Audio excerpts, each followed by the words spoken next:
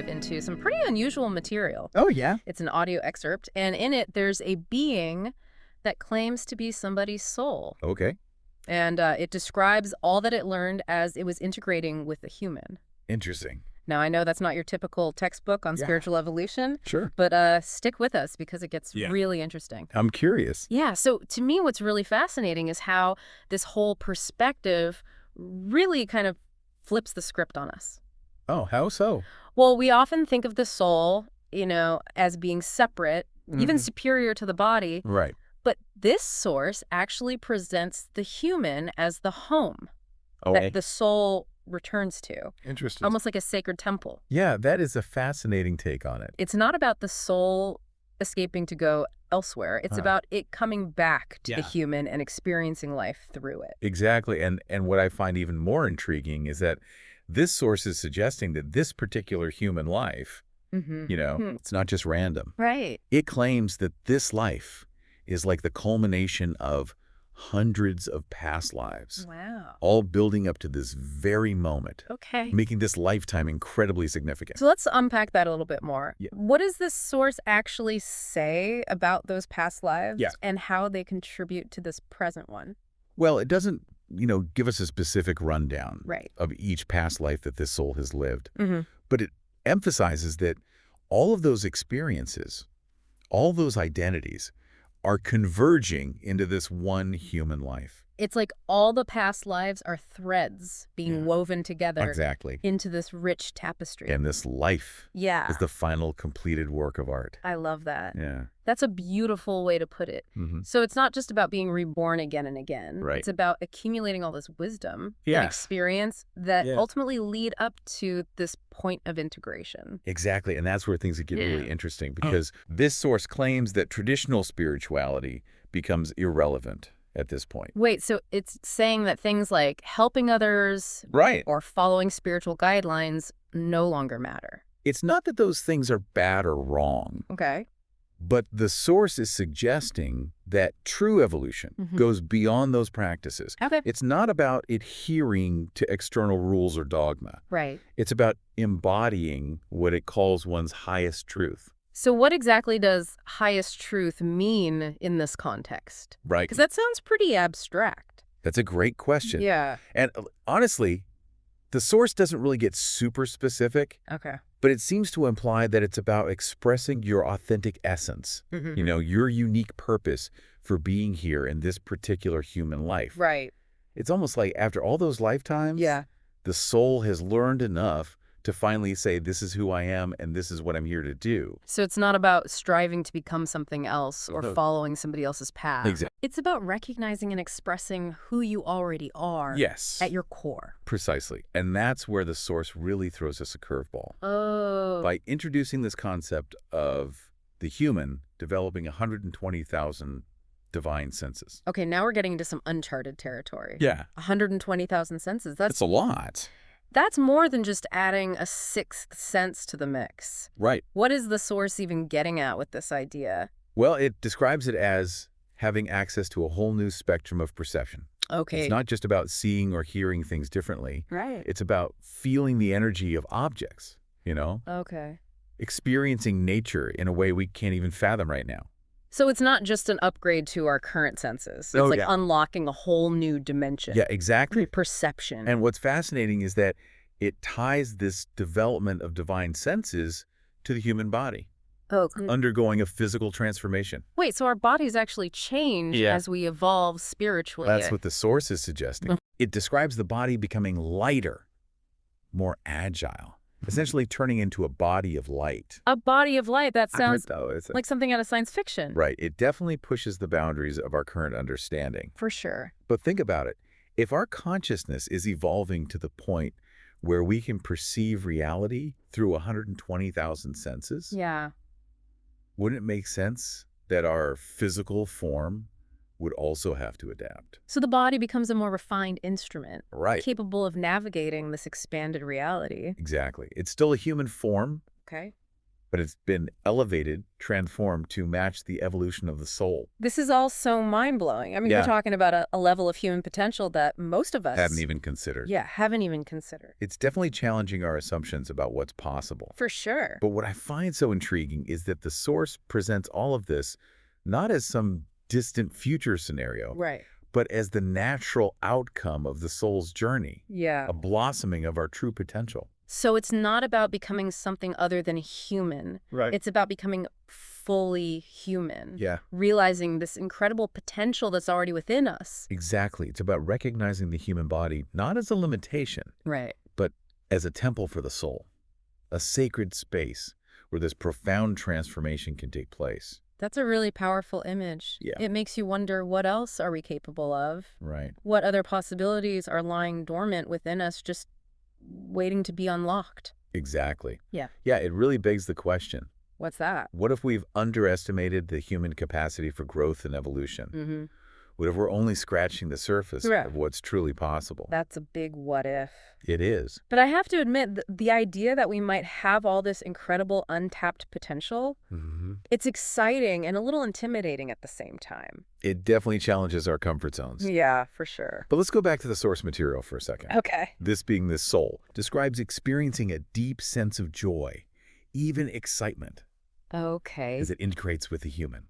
Interesting. It even expresses this sense of wonder at the human's emotions, even the difficult ones like suffering and exhaustion. That seems a little counterintuitive. You Yeah. know, we usually think of the soul as wanting to transcend those kinds of experiences, Alrighty. embrace them. It definitely challenges our assumptions about the soul being this pure, detached entity. Mm-hmm. But according to this source, the soul isn't seeking to escape those human experiences. Okay. It's seeking to understand them, Right. to learn from them, Okay. and even to find a kind of beauty in them. So it's almost like the soul is saying, hey, I'm not here to judge these experiences as good or bad. Right. I'm here to fully immerse myself in them, Yeah. to feel the full spectrum of what it means to be human. Exactly. And remember, this source claims that all those past lives, all those experiences and identities, they're converging into this one human life. Right. So it's not just about experiencing this lifetime in isolation. Okay. It's about experiencing it through the lens of all those past lives with all their accumulated wisdom and understanding. That adds a whole other layer of depth Yeah. to the idea of reincarnation. It really does. It's not just a cycle of birth and death. Mhm. It's a process of accumulating experiences and perspectives, Yes, all leading up to this moment of integration. precisely. And that brings us back to this idea of the human as a home for the soul. Okay. It's not about the soul yearning for some other realm or dimension. Right. It's about finding its true home in the human experience, Yeah. in this physical embodiment. That's a really profound thought. It is. It makes me think about how we often, take our bodies for granted or even see them as limitations. Right. What if instead we started to see them as sacred spaces, as temples where this incredible transformation is taking place? That's a beautiful way to put it. Yeah. And perhaps if we start to see ourselves that way, we'll begin to unlock some of that untapped potential that we've been talking about. So how do we even begin to approach something like that? I mean, the idea of developing 120,000 divine senses Right. sounds pretty daunting. Well, I think the key is to start by shifting our perspective. Okay. We're so used to relying on our 5 physical senses that we often limit ourselves to what we can perceive through them. Okay. What if we started to cultivate a sense of openness, Yeah. Yeah. of receptivity to the unknown, Right. to the possibility that there's so much more to reality than what we currently perceive? So it's not about trying to force ourselves to develop these new senses. Right. It's about creating the space for them to emerge Exactly. naturally as we evolve. And that might involve exploring different practices that expand our consciousness, Okay. like meditation, Mm-hmm. spending time in nature, Right. or engaging in creative pursuits. Okay. It might involve paying more attention to our intuition, to those subtle nudges and insights Mm-hmm. that come from a deeper place within us. It's about becoming more attuned to the subtler aspects of our experience, Yes, to the energies and vibrations that we might not be able to perceive with our physical senses. Right. And as we become more sensitive to those subtle realms, Yeah. we might start to experience glimpses of those 120,000 divine senses that this source describes. Right. It might not be a sudden, dramatic shift, Right. but a gradual awakening to a richer and more nuanced way of experiencing the world. So it's not about becoming superhuman. Really? It's about becoming fully human, Yeah, fully awake to the incredible potential that's already within us. that's a great way to put it. And perhaps as we embrace this journey of self-discovery, we'll find that the most extraordinary adventures are not out there in the cosmos, Okay. but right here, within the depths of our own being. That's a pretty profound thought. It is. But let's get practical for a moment for Sure. our listener. Right. What can they take away from all of this? I Right. mean, it's easy to get lost in these mind-bending concepts. Yeah. But what's the practical application here? I think the key takeaway is the invitation to expand our awareness, Okay. to question our assumptions about what's possible. Mm. This source is challenging us to look beyond the limitations of our current perception, Right. to consider that there might be so much more to reality than we can currently grasp. So even if we don't have access to 120,000 senses right now, Right. we can still cultivate that sense of wonder, Exactly. a curiosity about the hidden dimensions of our experience. We can start by paying attention to our intuition, Mm. to those subtle nudges and insights that come from a deeper place within us. Okay. We can explore different practices that expand our consciousness, Right. whether it's meditation, spending time in nature, or engaging in creative pursuits. It's about cultivating a sense of openness. Yes. Of receptivity to the unknown. That's right. And perhaps as we do that, as we open ourselves up to new possibilities, Yeah. we'll start to perceive the world in a whole new light. We might even begin to experience glimpses of those 120,000 divine senses that this source speaks of. This has been a truly fascinating deep dive. It has. And while the source material is definitely unconventional, It is. I think there's a lot here that can inspire us to think differently about ourselves and the world around us. Yeah, it feels like we've been given this glimpse into the future of humanity Mm-hmm. that's so different from what we typically imagine. Right. It's not about spaceships and technology, Yeah. but like this inner evolution that transforms how we experience reality itself. And what's so compelling about it is that this source doesn't frame this evolution Oh, as yeah. something that's just reserved for a select few. Yeah. It's presenting it as like the natural unfolding of human potential, Mm-hmm. accessible to anyone who's willing to actually embark on that journey of self-discovery. Okay, so let's come back to this idea of 120,000 divine senses for a So moment. future. We've talked about it conceptually, Right. but what might that actually look like in practice? What difference would it even make in how we live our lives? So imagine being able to actually perceive the subtle energy fields around people and objects. Okay. You could sense someone's emotional state even before they speak, Wow. or think about interacting with nature on a whole new level. Okay. Feeling the life force pulsing through a tree, Right. sensing the interconnectedness of all things. It's almost like stepping into a world of magic, Yeah. where the unseen becomes visible Right. and the impossible feels within reach. In a way it is, but it's not about denying the physical world or trying to escape it. Right. This source emphasizes that the real magic lies in embracing the human experience fully Mm-hmm. in all its complexity and beauty. This being this soul Mhm. seems to be saying that the human experience, even with all of its challenges and limitations, Yeah. is a gift, It is. a precious opportunity for growth and evolution. Exactly. And the integration of the soul with the human Right. isn't about transcending our humanity. Okay. It's about enriching it, Yeah.